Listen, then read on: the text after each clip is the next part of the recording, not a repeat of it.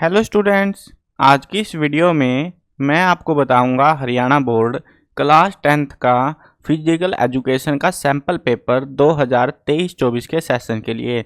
शुरू करते हैं वीडियो को। मैं हूं अजय और आप देख रहे हैं CCL क्लास। लेकिन वीडियो शुरू करने से पहले बता दूं, अगर आपको 10th क्लास के किसी भी सब्जेक्ट के सैम्पल पेपर सॉल्यूशन की वीडियो देखनी है या फिर इंपॉर्टेंट क्वेश्चन की वीडियो देखनी है फाइनल एग्जाम के लिए, डिस्क्रिप्शन में प्लेलिस्ट के लिंक मिल जाएंगे, वहां से देख सकते हो। और अगर आपको सैम्पल पेपर विद आंसर की PDF डाउनलोड करनी है या फिर आपको जो है old question paper important questions की PDF चाहिए तो वेबसाइट बता देता हूँ, गूगल पर जाकर सर्च कर लेना cclchapter.com। इस वेबसाइट पर आपको जो है सारे सॉल्यूशंस मिल जाएंगे हरियाणा बोर्ड के लिए। अब शुरू करते हैं पेपर को। देखो, जो फिजिकल एजुकेशन का पेपर है अब की बार वो आएगा 3 घंटे का और मार्क्स रहेंगे आपके 60। अब की बार जो है ना 3 मार्क्स के क्वेश्चन, मतलब 3 नंबर के क्वेश्चन नहीं, 3 मार्क्स के मतलब 1 मार्क्स के 3 क्वेश्चन आपको नए पैटर्न पे दिए जा रहे हैं जिनका आपको अच्छे से आना चाहिए और सभी सेटों में आएंगे वो, तो अच्छे से समझ रहा हूँ उन क्वेश्चंस को भी। और बाकी जो क्वेश्चंस हैं वो जैसे पहले आते थे वैसे से ही हैं, बस ये 3 क्वेश्चन जो है अब की बार न्यू टाइप के ऐड किए गए हैं। अब देखते हैं पेपर को सोल्व करते हैं और समझते हैं सारी चीज़ें स्टेप बाय स्टेप। अब देखो यहाँ पे जो है ना शुरुआत में आपको एक सेक्शन मिलेगा ऑब्जेक्टिव टाइप क्वेश्चंस का। अब ये जो सेक्शन है ये इसमें जो है आपके 15 मार्क्स के क्वेश्चन रहेंगे, मतलब 15 क्वेश्चन रहेंगे एक मार्क्स वाले। अब इसमें जो है ना ऐसा मत सोचना कि ऑब्जेक्टिव टाइप लिख रखा है तो सारे के सारे 15 MCQ आएंगे, नहीं, ऐसा नहीं है। आपको सिर्फ 6 MCQ मिलेंगे, 6 जो है 1 वर्ड मिलेंगे, ठीक है, 6 क्वेश्चन मिलेंगे 1 वर्ड वाले। और फिर बाकी के 3 क्वेश्चन जो है आपको असर्शन रीजन, जो कि न्यू टाइप के क्वेश्चन है, वो मिलेंगे। ये भी काइंड ऑफ MCQ है बट MCQ से बहुत ज़्यादा हार्ड पड़ते हैं ये इस मामले में। और ये जो 6 1 वर्ड वाले हैं इसमें 1 वर्ड में आ सकता है या फिर फिल इन द ब्लैंक दे सकते हैं, ऐसे टाइप के क्वेश्चन है ये 6। तो ऐसे करके के नंबर के 15 क्वेश्चन ऑब्जेक्टिव टाइप क्वेश्चन के सेक्शन में आपको दिए जाएंगे। अब चलो सोल्व करते हैं इनको। टाइफाइड रोग किस जीवाणु द्वारा फैलता है? तो कौन से जीवाणु, कोशिश करूंगा दोनों मीडियम वालों को समझ जाए साथ में ही। टाइफाइड जो डिसीज है ट्रांसमिटेड बाय विच ऑर्गेनिज्म, कौन सा ऑर्गेनिज्म फैलाता है उसको फैलाता है साल्मोनेलाइफी, ये साल्मोनेली टाइफी, ये जो स्पेलिंग है आप देख सकते हो यहाँ पे। अब देखो हिंदी मीडियम वाले ये भी सोच रहे होंगे सर ये कैसे लिखा हुआ है, ये हिंदी एक ही डंडे में लगा दिया सब कुछ। तो देखो बोर्ड वालों ने बनाया है पेपर, और यार सैम्पल पेपर में है ना ऐसा ही बुरा हाल रहता है, सभी बोर्ड का मैंने देखा हुआ है। सब मतलब मेहनत नहीं करते सैम्पल पेपर पे, फाइनल पेपर पे बिल्कुल अच्छे से मेहनत करते हैं, अच्छे से डिजाइन करके देते हैं वो, उसमें आपको कोई गड़बड़ देखने को नहीं मिलेगी। हमारे शरीर में उपस्थित खून में हीमोग्लोबिन कौन सा तत्व बनाता है? Which element is responsible for producing haemoglobin in the blood of our body? Haemoglobin कौन सा जो है एलिमेंट बनाता है इनमें से? वो है आयरन। आपने स्कूल में भी तो आपको खिलाई जाती है ना आयरन की टैबलेट, क्यों खिलाते हैं? ताकि आपकी खून की कमी पूरी हो सके। अब उसके लिए क्या चाहिए? हीमोग्लोबिन। और उसके लिए क्या चाहिए? लोहा। लोहे की क्या खिलाते हैं? गोलियां, ठीक है, स्कूलों में खिलाते हैं ना। आपने खाई हो तो बताना कमेंट्स में जरूर से। और एक और चीज़ जरूर बताना मेरे को, मैं जानना चाहता हूँ आपसे, वो ये है कि आपने जो फिजिकल एजुकेशन पढ़ रहे हो वो हिंदी मीडियम से पढ़ रहे हो या फिर इंग्लिश मीडियम से पढ़ रहे हो? इससे मेरे को आने वाले टाइम में हेल्प मिलेगी, तो इसीलिए ज़रूर बता देना कमेंट्स में कि कौन से मीडियम से आप ये पढ़ रहे हो। भारत में स्वतंत्रता दिवस कब मनाया जाता है? किस किस को नहीं पता? 15 अगस्त को मनाया जाता है। आसान है ये तो, इंडिपेंडेंस डे। अब ये बताओ कमेंट में रिपब्लिक डे कब मनाते हैं हम लोग? देखते हैं किसको सही पता है। रिपब्लिक डे, ठीक है, गणतंत्र दिवस। नेक्स्ट क्वेश्चन है वंदे मातरम गीत किस पुस्तक में छपा था? तो कौन सी किताब में? वंदे मातरम जो सॉन्ग था वो पब्लिश हुआ था आनंद मठ वाली किताब में। बहुत बार आ चुका है ये वाला क्वेश्चन। ये जो MCQs वगैरह आप देख रहे हो ना, ये वाले प्रीवियस ईयर एग्जाम से उठा के लाए हैं ये लोग, या फिर हो सकता है एक आध नया भी मिले, बट जो भी है बहुत रिपीटेड क्वेश्चन है ये, जितने भी इन्होंने दिए हैं हमको सैम्पल पेपर में।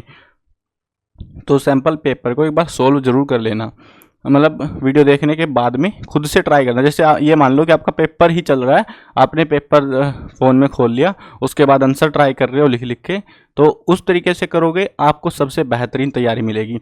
2022 के एशियाई खेल कहाँ पर आयोजित हुए थे? तो कहाँ पर हुए थे 2022 के एशियन गेम? चीन के अंदर हुए थे, कोई तेईपिंग जिंग पता नहीं ऐसी जगह थी कोई, उनके तो नाम ही अजीब है यार, सब में जिंग पिंग लगा ही रहता है। चलो आगे बढ़ते हैं। एड्स डे कब मनाया जाता है? बहुत इंपॉर्टेंट क्वेश्चन है। 1 दिसंबर को एड्स दिवस मनाते हैं। नेक्स्ट क्वेश्चन है, ये 6 जो हमने देखे ये थे एमसीक्यूज। उसके बाद में 7वां क्वेश्चन है, रक्त को जमाने में खालिस्तान विटामिन सहायक होता है। क्लोटिंग ऑफ ब्लड में कौन सा विटामिन काम आता है? विटामिन के। कर्ण मल्लेश्वरी खालिस्तान खेल से संबंधित है। ये चीज़ बहुत काम की है, ध्यान से सुनना। हर बार के एग्जाम में, हर बार का मतलब है जितने भी अभी तक एग्जाम हुए हैं, मैंने लगभग 25 से 30 पेपर के आसपास देख चुका हूँ हरियाणा बोर्ड के, अलग अलग सेट के, अलग अलग ईयर्स के एग्जाम। हर एक पेपर में कम से कम 2 क्वेश्चन तो ऐसे आपको जरूर मिलेंगे, 2 मार्क्स के हो, मतलब 1 मार्क्स के 2 क्वेश्चन हो या 3 क्वेश्चन हो, 2 से प्लस भी रह सकते हैं, 2 तो मिलेंगे, जिसमें आपसे ये पूछा जाता है, कोई से भी खिलाड़ी का नाम दे देते हैं, और खिलाड़ी ज़्यादा नहीं है, लगभग 10 के आसपास है जो बार बार वही पूछते हैं। तो उनका ये पूछते हैं कि वो कौन से खेल से संबंधित है, कौन से गेम से एसोसिएटेड है, वो बस यही पूछते हैं, और ये गारंटीड आता है। तो इसको अच्छे से कर लेना। अगर इंपॉर्टेंट क्वेश्चन करोगे जो मैं आपको बताऊंगा, तो आपका जो पेपर है वो लगभग फुल टू फुल मार्क्स आप ला सकते हो इंपॉर्टेंट क्वेश्चन से। बाकी आपके ऊपर, आप कितना याद रख पाते हो, कितना नहीं रख पाते। चलो फिलहाल कर्ण मल्लेश्वरी वो कौन से गेम से संबंधित है? वेट लिफ्टिंग से। वेट लिफ्टिंग, वजन उठाते जिसमें। दालों से हमें क्या मिलता है? क्या मिलता है? प्रोटीन। प्रोटीन। अब तभी तो जिम वाले दाल खाते हैं ना। मानव खोपड़ी में कितनी हड्डियां होती हैं? How many bones are there in human खोपड़ी? कितनी होती है? 22 हड्डियाँ होती है। ये जो है ना, इसके साथ में कभी पसलियों में, कभी किधर उधर पूछते रहते हैं, कहीं ना कहीं की पूछते हैं वो एग्जाम में कि कहाँ पर कितनी हड्डियाँ होती हैं। पृथ्वी के कितने भाग पर जल उपस्थित है, मतलब कितने हिस्से पर पानी है? How much part of earth has water? तो कितना है? 71%। लवलीना, ये क्या लिख रखा है? अच्छा, लवलीना बोरगोना, ये जो है किस खेल से संबंधित है? ये जो प्लेयर है ये किस खेल से संबंधित है? तो ये है बॉक्सिंग से संबंधित, बॉक्सिंग से रिलेटेड है, बॉक्सिंग करती है। नेक्स्ट क्वेश्चन देखते हैं। क्वेश्चन है हमारे पास में असर्शन रीजन बेस्ड क्वेश्चन। ठीक है, 6 क्वेश्चन हमने कर लिए एमसीक्यू वाले, 6 क्वेश्चन कर लिए 1 वर्ड या fill in the blank type के। अब जो 3 क्वेश्चन है हमारे पास में वो है असर्शन रीजन बेस्ड क्वेश्चन।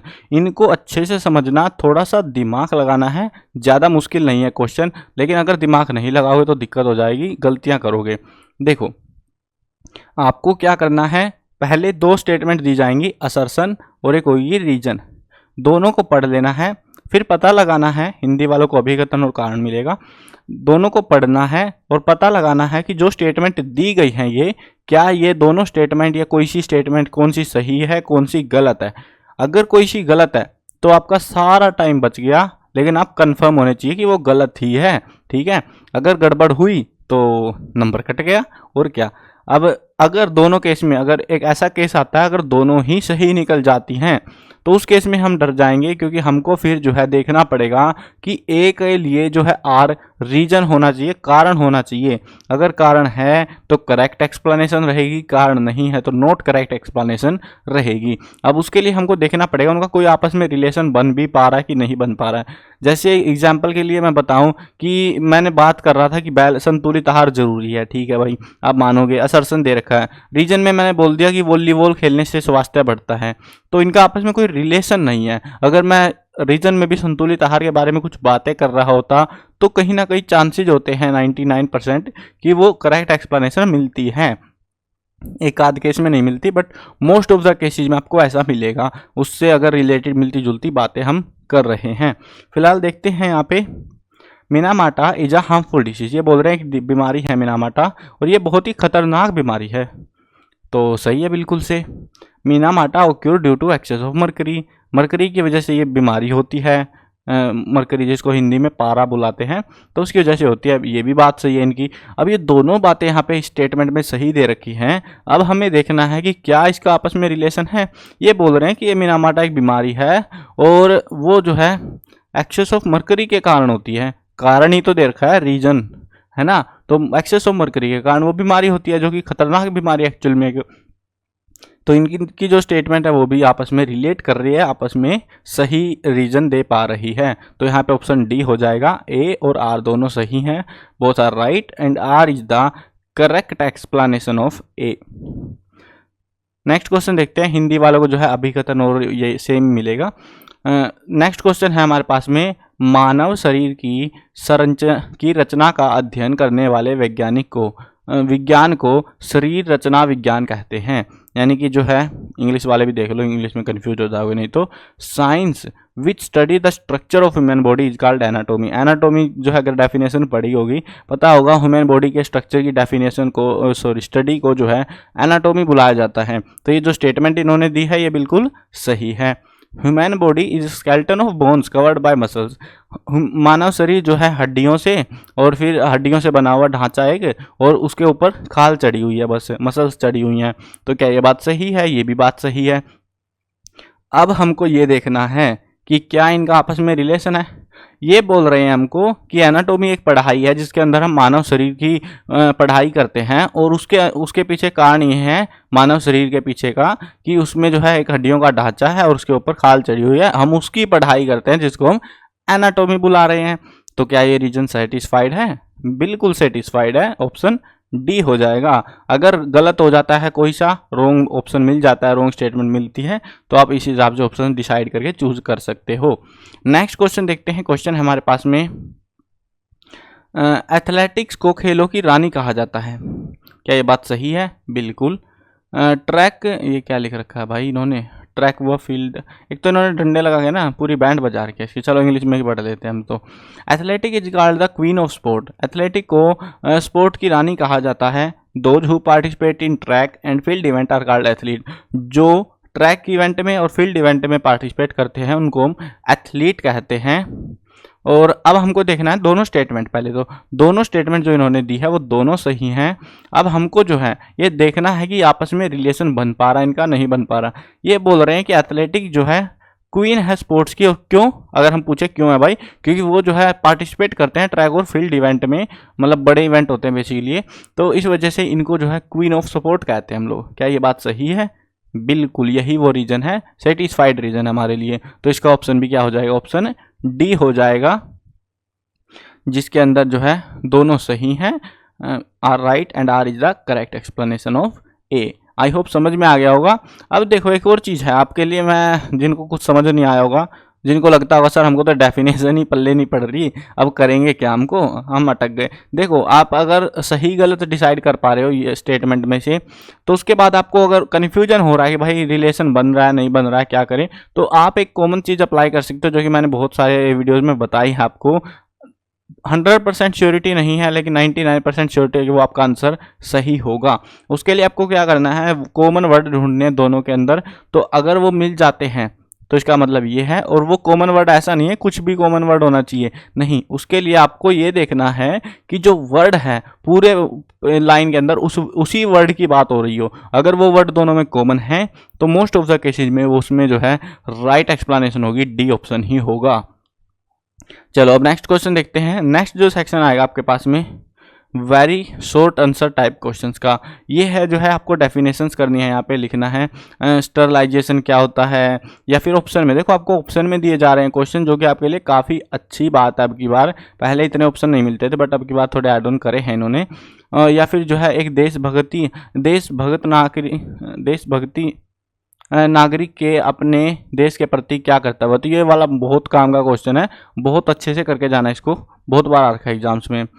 देखो मैं इनके आंसर नहीं करा रहा क्योंकि आपको जो है सिंपल बात है ये याद करने हैं, और याद करके ये आपको समझ में आएंगे सारी चीज़ें, नहीं तो फिर भूल जाओगे आप, है ना। और इंपॉर्टेंट क्वेश्चन जो कराऊंगा उनमें ये ऐसा नहीं है कि ये क्वेश्चन मिलेंगे नहीं, ये सारे क्वेश्चन मिलेंगे आपको। तो वहाँ से वो वीडियो देखोगे आपको काफ़ी हेल्प मिल जाएगी। What is the essence of national integration.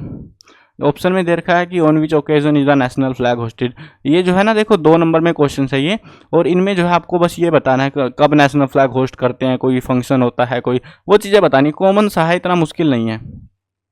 Vitamin C के बारे में बताना है, जॉइंट बताना है, how many type of joint are there, उनके नाम भी बताने पड़ सकते हैं आपको, तो उसको अच्छे से करना। बैलेंस डाइट जिसमें सारे न्यूट्रिशन होते हैं, बैलेंस डाइट बुलाते हैं, उसके बारे में बताना है। 26 जनवरी गणतंत्र दिवस रिपब्लिक डे के बारे में बताना है कि वो क्यों मनाते हैं, उसके पीछे नोट लिखना है कि उस दिन क्या हुआ था एक्चुअल में, है ना। सबको पता होगा वैसे तो, उस दिन हमारे देश का संविधान जो कॉन्स्टिट्यूशन था वो लागू किया गया था जनता के ऊपर, तो इस वजह से हम रिपब्लिक डे मनाते हैं। नेक्स्ट क्वेश्चन देखते हैं, वो है short answer type question. Short answer type में आपके 3 मार्क्स के क्वेश्चंस आएंगे। यहाँ पे इन्होंने बाकायदा लिख नहीं रखा, अलग बात है, चलो कोई बात नहीं, चलता है। आपको जो है यहाँ पे फिर ऐसे ही क्वेश्चन मिलेंगे, शुरुआती जो है ना 2 क्वेश्चन हर एक सेक्शन में ऑप्शन में मिलेंगे आपको 1 मार्क्स के क्वेश्चन को छोड़ के। चलो यहाँ पे भी दिखा देता हूँ कैसे क्वेश्चन आते हैं। What do you mean by national game? Immunity क्या होती है? रोग प्रतिरोधक क्षमता, यानी बीमारी से लड़ने वाली क्षमता होती है जो हमें बीमार होने से बचाती है एक्चुअल में। What things should be taken care of while building a school? बहुत काम का क्वेश्चन है, बहुत बार आ रखा है एग्जाम में। मैं आपको सिंपली रिकमेंड करूंगा, चाहे कहीं से भी इनके उत्तर ढूंढ के लाओ। देखो अब की बार बोर्ड ने इनके आंसर की नहीं दिया, इन पेपर्स की पेपर दे दिया, वही बड़ी गनीमत है। पेपर भी भूल गए थे एक बार तो ये देने के लिए, बाकी सब्जेक्टों के दे दिए थे इन्होंने, इसका भूल गए थे, लेकिन कोई बात नहीं, पेपर दे दिया टाइम पर, वही बहुत है हमारे लिए।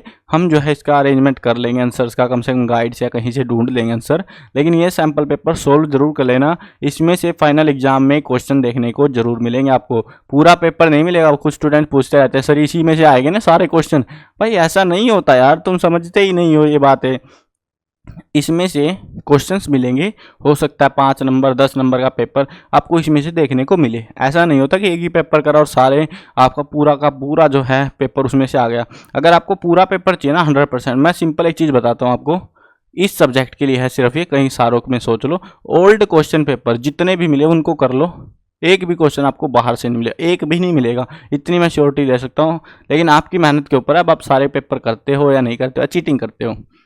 Competition develop national integration explain, ये जो है कंपटीशन जो है एकता बढ़ाता है, एकता का विकास करता है, राष्ट्रीय एकता का, उसके बारे में बताना है। 6 इंपॉर्टेंट रीजन बताने हैं women taking less part in support, बहुत बार रखा है, बहुत का मतलब है यहाँ पे लगभग 10-12 पेपरों में तो आ चुका है ये क्वेश्चन, तो इससे आप आइडिया लगा सकते हो, उनको ही मैं बता रहा हूँ हाईलाइट करके। वाटर इज लाइफ, इसके ऊपर जल ही जीवन है, इसके ऊपर नोट लिखना है। How insanitation spread in home, which thing should be kept in mind while cleaning the house, घर को साफ सुथरा रखने के लिए किन बातों का ध्यान देना पड़ता है, गंदगी कैसे फैलती है उसके बारे में बताना। ये देखो आप अपने पास से भी बना के लिख सकते हो, जरूरी नहीं है सेम टू सेम गाइड जैसा ही लिखो। Explain the difference between man and women physical composition. उसके बाद आपके पास में आएगा लॉन्ग आंसर टाइप क्वेश्चन, जिनके अंदर आपको बड़ा आंसर देना पड़ेगा। इसमें आपको ऑप्शन दिया जाएगा, what is the meaning of national song Vande Mataram, इसका मतलब क्या है वो पूछा गया है, या नेशनल यूनिटी क्या है उसके बारे में बताना है। उसके बाद दूसरा क्वेश्चन हमें ऑप्शन में मिलेगा कम्युनिकेबल डिसीज वगैरह के बाद। देखो एक चीज़ ध्यान रखना, ये आपको मस्त चीज़ बताता हूँ, जब भी आपको ऑप्शन में मिलेगा ना वो अलग अलग सेक्शन से मिलेगा। मतलब पहले वाले जो क्वेश्चंस थे ना उनमें जो सेक्शंस के ऑप्शंस थे, यहाँ पे देखो, यहाँ पे नेशनल सॉन्ग की बात करें, यहाँ पे नेशनल यूनिटी, चैप्टर एक ही होगा लेकिन उसी चैप्टर के अलग अलग टॉपिक में से पूछेंगे। जैसे यहाँ पे कम्युनिकेबल डिसीज है दोनों में, लेकिन थोड़ा सा फर्क है। यहाँ पे पूछा गया कि कैसे फैलती है, in detail about the rules to be followed immediately at the, अच्छा जब फैलती है तो हमें कौन सी चीज़ों का ध्यान रखना पड़ता है। यहाँ पे बताना how do they out break from one to another, वो कैसे फैलती हैं, एक में बचने की बता रहे हैं, एक में पूछ रहे कैसे फैल जाती है।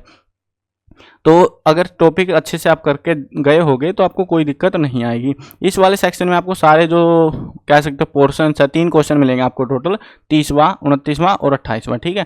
इन तीनों क्वेश्चन में ऑप्शन देखने को मिलेगा, इनके आंसर आपको डिटेल में लिखने हैं।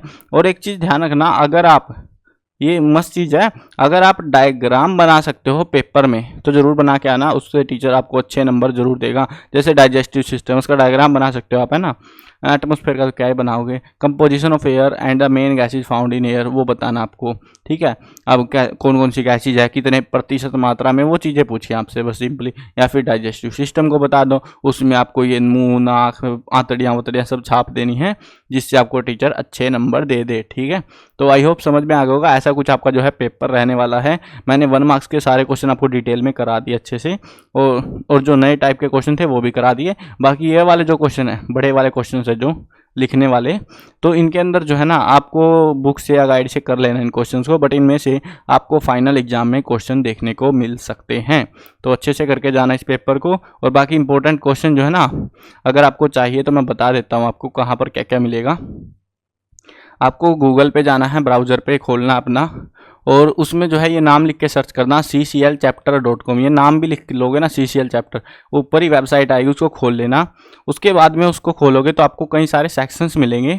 मोबाइल में खोल रहे हो 3 डंडियाँ सी मिलती है, उनको खोल लेना, फिर सेक्शन दिख जाएंगे आपको। उसके बाद आपको यहाँ पे मॉडल पेपर में आना है।